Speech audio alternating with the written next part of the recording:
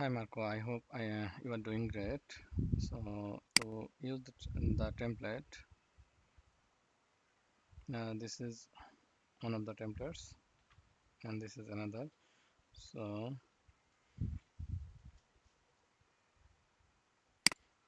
I'm editing it. Next, here you can see some coding here. If you want to view it, see the preview, you can see from here. And if you want to edit, you have to click here. Now you can see it is editable here. You can change everything from here. Then after editing, you should clip.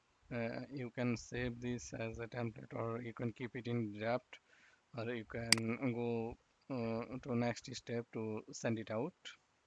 So thank you so much.